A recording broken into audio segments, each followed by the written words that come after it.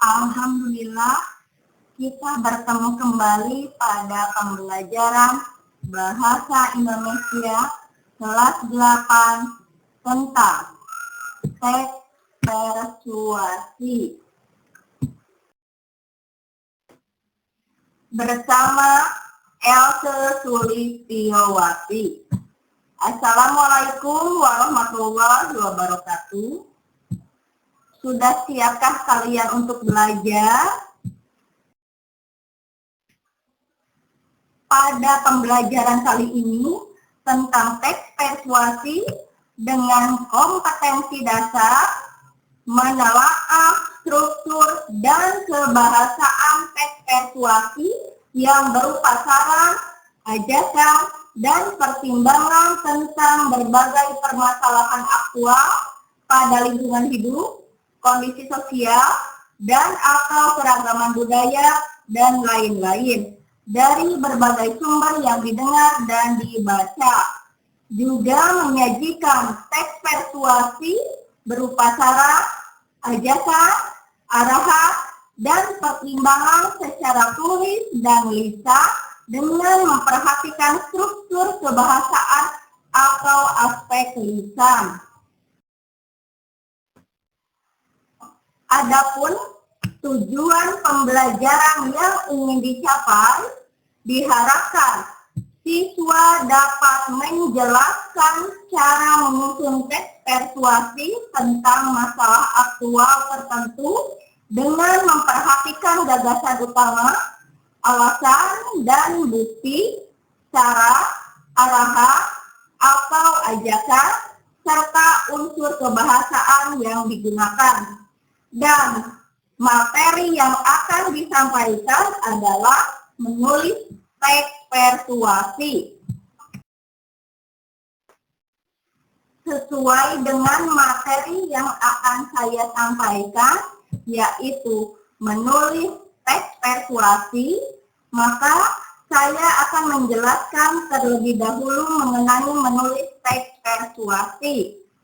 Sesuai dengan karakteristik teks persuasi ini, sebagai teks yang berisi bujukan atau ajakan, langkah pertama yang harus dilakukan dalam penulisannya adalah menyiapkan sejumlah bujukan ataupun ajakan.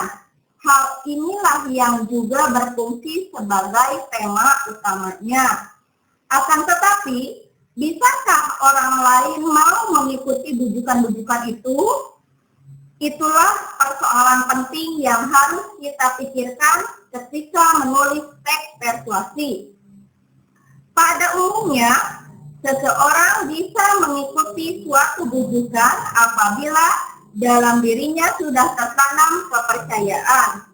Oleh karena itu, siapkan pula sejumlah fakta dan pendapat yang bisa mendorong orang lain untuk melakukan sesuai dengan harapan kita. Dan saya akan memberikan contoh bujukannya. Mari belajar dengan baik. Ayo kita pergi berwisata dan sayangilah orang tuamu.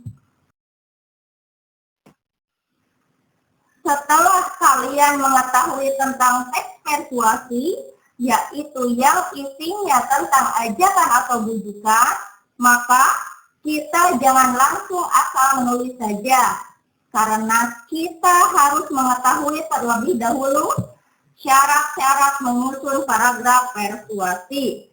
Di mana syarat-syarat menyusun paragraf persuasi itu yang pertama adalah pilihan kata atau dikenal dengan istilah diksi. Yang kedua adalah kemampuan mengolah emosi. Dan yang terakhir adalah mengumpulkan bukti-bukti atau fakta. Itulah syarat-syarat menyusun paragraf persuasi. Dan selanjutnya, apabila kita sudah mengetahui dan memahami syarat-syarat menyusun paragraf persuasi, maka kita pun harus mengetahui langkah-langkah menyusun teks persuasi. Adapun langkah-langkah menyusun teks persuasi dibagi menjadi beberapa langkah. Yang pertama adalah menentukan tema yang berisi dorongan atau bujukan utama. Yang kedua adalah menyusun rincian yang berisi pengenalan isu dan rangkaian pendapat atau argumentasi. Yang ketiga adalah mengumpulkan bahan penguat pendapat atau argumentasi berupa data dan fakta. Dan yang terakhir adalah mengembangkan teks dengan memperhatikan struktur dan kaidah kebahasaannya. Selanjutnya, saya akan menjelaskan mengenai unsur kebahasaan dalam teks persuasi. Unsur kebahasaan dalam teks persuasi yang pertama adalah bersifat mengajak dan memengaruhi. Yang kedua adalah dicirikan dengan adanya kata-kata persuasi atau bujukan seperti ayo, mari, dan imbuhanlah. Yang ketiga adalah diakhiri dengan tanda baca seru. Yang keempat adalah memuat sejumlah pendapat dan fakta. Dan yang terakhir adalah banyak menggunakan kata ganti kita sebagai tanda bahwa tidak ada pembeda antara penulis dengan pembaca. Apabila kalian akan menulis sebuah teks, baik itu teks deskripsi, teks argumentasi, maupun teks persuasi yang sedang kita pelajari sekarang ini, yaitu mengenai materi menulis teks persuasi, maka kalian harus memperhatikan syarat-syarat menyusun paragraf persuasi, langkah-langkah menyusun teks persuasi, unsur kebahasaan dalam teks persuasi, dan kaidah kebahasaan teks persuasi. Dan sekarang saya akan menjelaskan kaidah kebahasaan teks persuasi. Kaidah kebahasaan teks persuasi yang pertama adalah berfungsi sebagai penanda utama yang berupa pernyataan yang mengandung ajakan, dorongan, bujukan, dan sejenisnya. Yang kedua adalah menggunakan kata-kata penghubung yang argumentatif. Misalnya, jika, sebab, karena, dengan, demikian, akibatnya, dan oleh karena itu. Dan yang terakhir adalah menggunakan kata-kata teknis atau peristilahan yang berkenaan dengan topik yang dibahas. Sekarang saya akan memberikan contoh teks persuasi. Silahkan kalian simak baik-baik ya. Dengan judul, buanglah sampah pada tempatnya. Sampah merupakan isu yang cukup meresahkan di Indonesia. Rasanya masih terlalu banyak sampah kecil berserakan di sekitar kita. Terkadang banyak orang menyepelekan sampah tanpa mengetahui dampak yang akan ditimbulkannya. Sekecil apapun sampah, ya sampah. Paragraf tersebut termasuk contoh dalam struktur teks persuasi bagian pengenalan isu. Sampah yang kita buang di mana saja tidak akan hilang sendiri. apalagi jika sampah tersebut merupakan sampah anorganik atau sampah yang tidak dapat diuraikan oleh tanah. Namun, bukan berarti kita dapat membuang sampah organik kemana saja.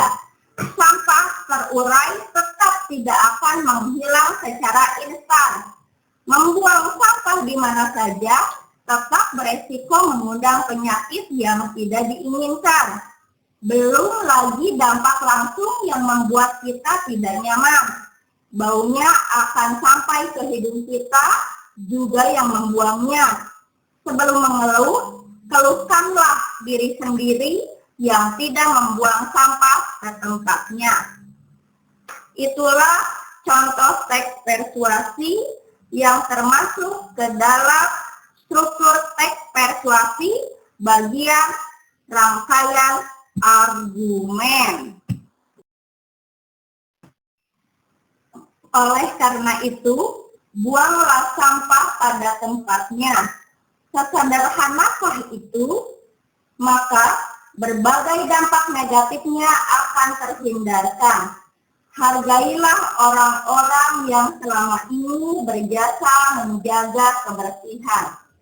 Mereka bangun dan bekerja jauh lebih awal dari kita. Kedinginan, kelelahan, karena ulah kita yang membuang sampah sembarangan. Itulah contoh teks persuasi yang termasuk dalam struktur teks persuasi bagian pernyataan ajakan. Menghargai mereka sama dengan kita menghargai diri sendiri. Karena saat kita membuang sampah sembarangan, kita akan menjadi pribadi yang kotor seperti sampah itu sendiri. Mari buang sampah pada tempatnya dan jagalah kebersihan. Paragraf tersebut merupakan contoh teks persuasi yang termasuk dalam struktur teks persuasi bagian penegasan kembali. Itulah contoh teks persuasi sesuai dengan struktur teks persuasi, unsur kebahasaan, dan kaidah kebahasaannya. Apabila kalian disuruh menulis atau membuat sebuah teks persuasi, kalian buatlah sesuai dengan struktur teks persuasi, unsur kebahasaan, dan kaidah kebahasaannya. Tapi tetap memperhatikan juga syarat dan langkah-langkah menyusun teks persuasi. Misalnya, ada pertanyaan, Bu, apakah dalam menulis teks persuasi terlebih dahulu harus dituliskan di atas paragrafnya seperti pengenalan itu, rangkaian argumen, pernyataan ajakan, dan penegasan kembali seperti yang baru saja Ibu paparkan dalam contoh teks persuasi? Jawabannya, tidak usah dituliskan ya. Apabila kalian memahaminya, kalian cukup menuliskan teks persuasi sesuai dengan tema dan judulnya saja. Dalam menguraikan isi setiap paragrafnya, kalian jangan lupa pada struktur teks persuasi. Contoh yang baru saja saya berikan kepada kalian, saya tuliskan di atas paragrafnya bagian struktur persuasinya agar kalian mudah memahaminya. Dari materi menulis teks persuasi yang sudah saya jelaskan satu persatu, maka ditarik kesimpulan bahwa teks persuasi adalah paragraf yang berisi pernyataan untuk mendorong seseorang mengikuti apa yang diinginkan oleh penulis. Dan teks persuasi pun bersifat ajakan, maka pernyataannya cenderung untuk mempromosikan sesuatu. Terima kasih atas perhatiannya. Wassalamualaikum warahmatullahi wabarakatuh.